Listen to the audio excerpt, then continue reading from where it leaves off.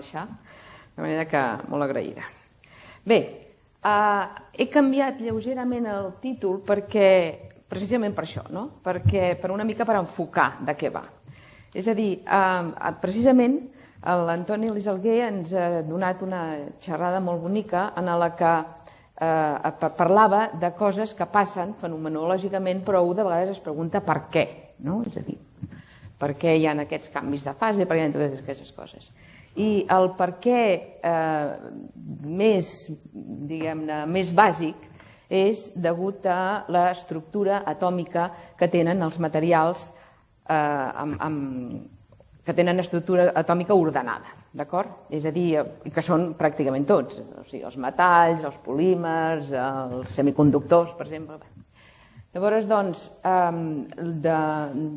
el que nosaltres treballem és precisament amb simular els defectes que hi ha en l'estructura ordenada dels materials per veure com aquests defectes afecten de manera directa, és a dir, són els responsables, en gran part, del comportament, en particular de la deformació plàstica, i, per altra banda, són els artífex del que és el dany per radiació. És a dir, els materials irradiats, que sofreixen uns danys macroscòpics molt importants, doncs, per culpa de què? Doncs per culpa, precisament, de que el que es creen són defectes en l'estructura atòmica, defectes a nivell, doncs, això, dels àtoms.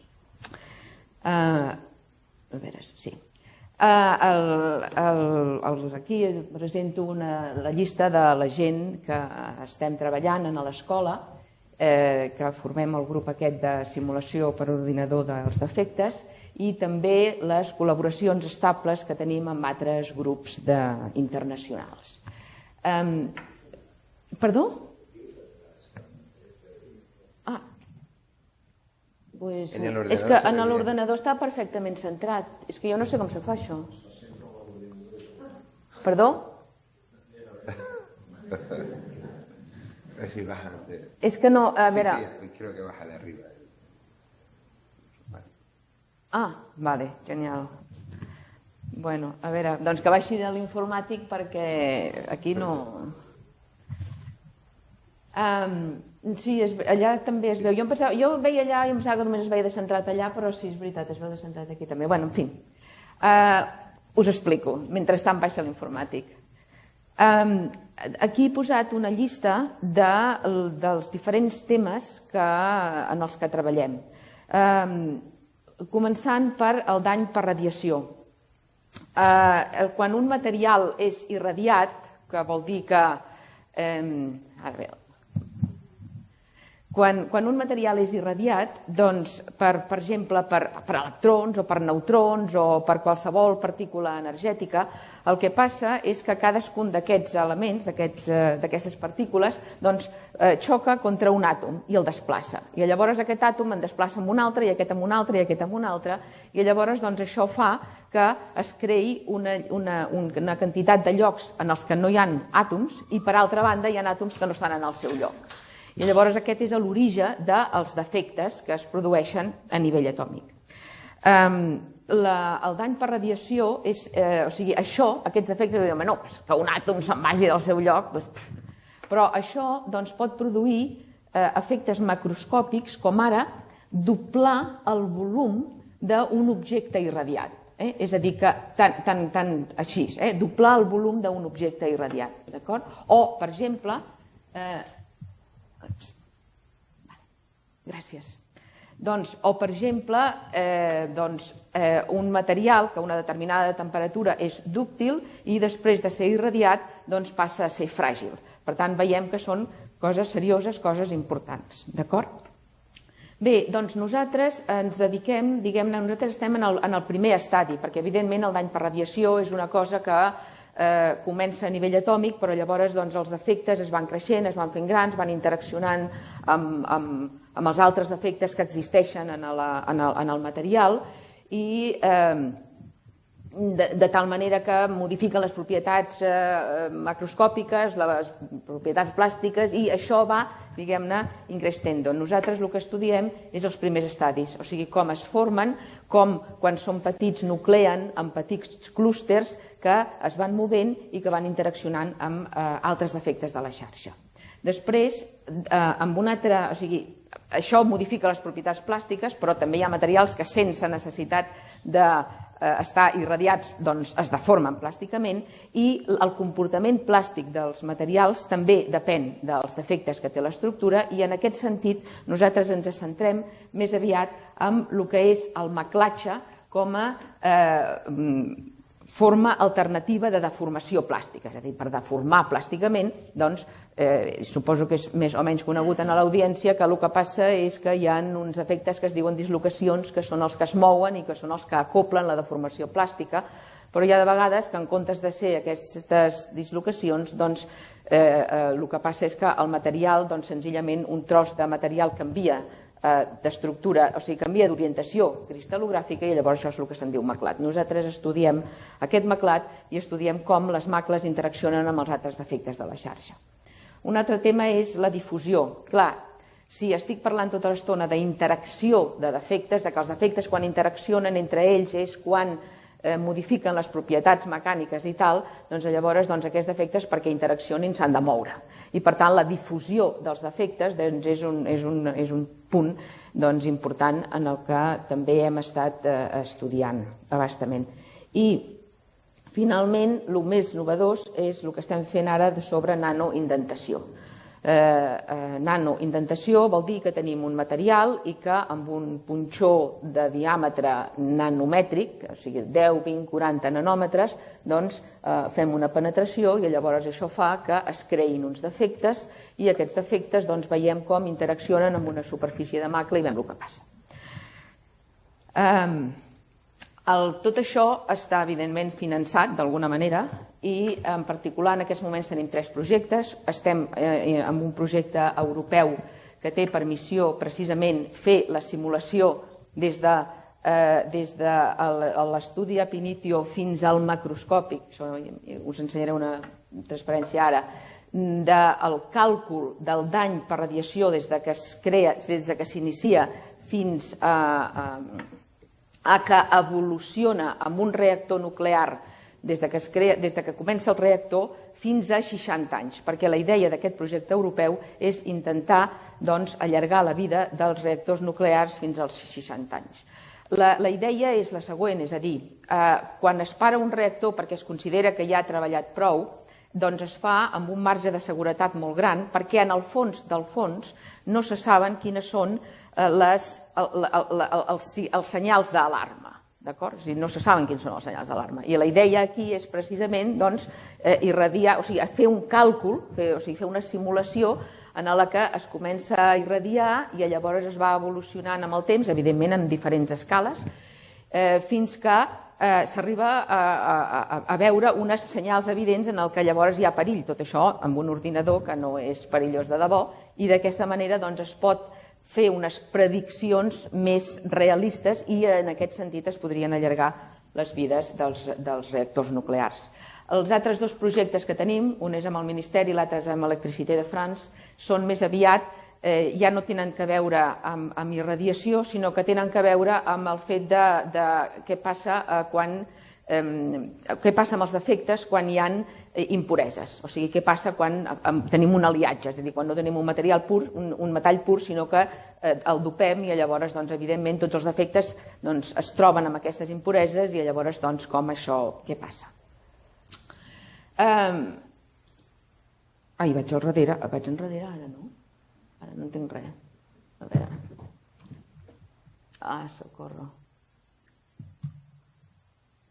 Vale.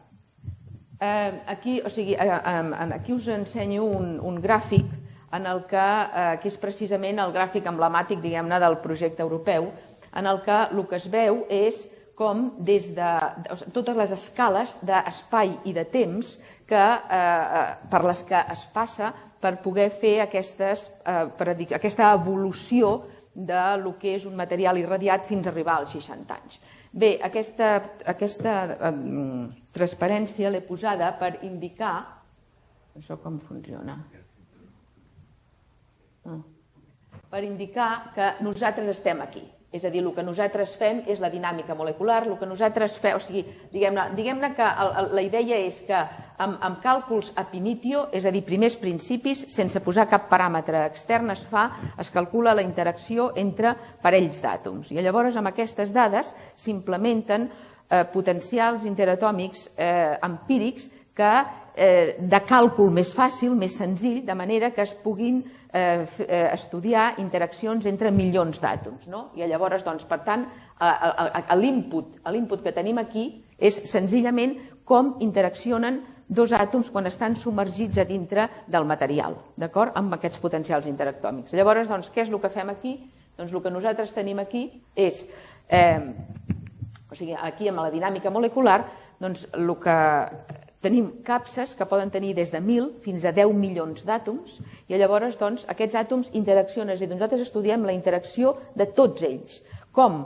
Doncs dinàmica molecular, que vol dir equacions de Newton, suma de forces igual a massa per acceleració, i llavors si tenim la posició i la velocitat en un instant, doncs calculem la posició i velocitat en l'instant següent. Aquesta és la idea, però això ho fem per tots els àtoms alhora. D'acord? Llavors això ens permet veure com és l'evolució del sistema. Bé, doncs amb això què s'obté? Doncs, per exemple, nosaltres podem controlar la temperatura, nosaltres podem posar esforços exteriors que permeten la deformació del material, o sigui, podem fer aquestes coses i llavors podem obtenir propietats qualitatives que expliquen directament propietats macroscòpiques i també dades quantitatives que són l'input de l'estat següent, en el que ja no es tenen àtoms, sinó que les unitats ja són els defectes i llavors així evolucionar fins a arribar al continu. Llavors, perquè entengueu, o sigui, això que he explicat abans del dany, a veure si aconsegueixo, sí, perfecte. Llavors, aquí... La idea que us he dit abans és un neutró xoca contra un àtom i això provoca ni més ni menys que aquest embolic. És a dir, aquí el que tenim és una reacció en cascada en la que els àtoms surten de les seves posicions d'equilibri, en vermell tenim les vacants, o sigui, els llocs buits, i en verd tenim els intersticials, o sigui, els àtoms que no estan en el seu lloc. Llavors, observeu que hi ha hagut un moment en què la deformació era màxima, però llavors això és com el joc de les cadires, no? És a dir, gent dreta i toca una música i llavors tothom seu, però hi ha algú sempre que es queda dret. Aquí hi ha algunes cadires que queden buides i algunes persones que queden dretes. D'acord? Doncs és una mica això el que passa. Perquè us feu una idea de... Que sí, home, que sí. Perquè us feu una idea, és a dir, aquí el problema és que queden defectes remanents en el sistema. Aquest és el problema. I llavors, doncs, aquests defectes, que ara aquí, en aquesta imatge que veiem aquí, són molt petitets, però en realitat són molt petitets en aquest exemple concret. Però això és un procés estadístic. Hi ha altres exemples en què els defectes que es formen són molt més consistents, són molt més grossos. Aquests altres defectes més grossos, amb menys consistència, són els que comencen a difondre's, comencen a impedir que les dislocacions es moguin i tal. O sigui, aquí tenim un exemple d'això que us deia. Aquí tenim un defecte, això és un trosset de maranya, només un trosset, i llavors això es van els àtoms col·locant en els seus llocs, però al final queden uns defectes remanents que queden en el sistema i que són els que després entorpeixen el moviment de les dislocacions i per tant endureixen el material, per exemple, per dir un exemple. Aquí veiem com tenim tres tipus de... Sí, o sigui, veieu, això és un defecte mòbil, aquí tenim dos defectes que estan quiets i això és un macrodefecte que, evidentment, podeu comprendre que entorpirà molt. Bé, doncs, dit això d'aquí ja ho podem treure. A veure si sóc capaç de moure això. I passem, doncs, ja... O sigui, aquí senzillament, ara ja vaig molt ràpida, aquí, o sigui, el pas següent, no? És a dir, aquí ja estem estudiant la interacció de les dislocacions amb aquests defectes i veure què passa. Aquí es poden treure moltes dades quantitatives. Un altre aspecte important de la simulació atòmica, això d'aquí és una micrografia d'alta resolució. El que veiem, els puntets blancs, són àtoms, de fet són columnes d'àtoms. Quan això es va començar a fer, doncs van dir, això ja és la mort de la simulació atòmica, perquè ara ja ho veiem, i si ho veiem, per què ho hem de simular? Doncs just al revés, perquè ara ho veiem, però què veiem? Què veiem? Si no entenem el que estem veient, doncs és com si no ho tinguéssim. Llavors, la idea, aquí tenim, per exemple, una micrografia i la pregunta és què és això? Bé, doncs això és una frontera, no entraré en detalls, però l'important és que si fem la simulació podem saber quina és l'energia d'aquesta frontera, podem saber quina és la distribució de les tensions i de les compressions, podem saber si fem un esforç exterior en la nostra caixa simulada, si aquesta frontera es pot moure o si té defectes que fan bla, bla, bla. O sigui que la simulació és el complement de l'experiment, d'acord? Un no pot anul·lar l'altre. I ja, finalment, la nanoindentació, que era el que us explicava, aquí el que tenim és una caixa amb 10 milions d'àtoms, això és coure, i té hi ha dos cristalls. O sigui, aquí dalt tenim un cristall amb una orientació cristal·logràfica i aquí sota amb un altre. I això que veieu en blau és el pla cristal·logràfic que separa els dos cristalls. La idea és que quan els àtoms en posició perfecta no es veuen mai, només es veuen els àtoms que estan en posició defectuosa.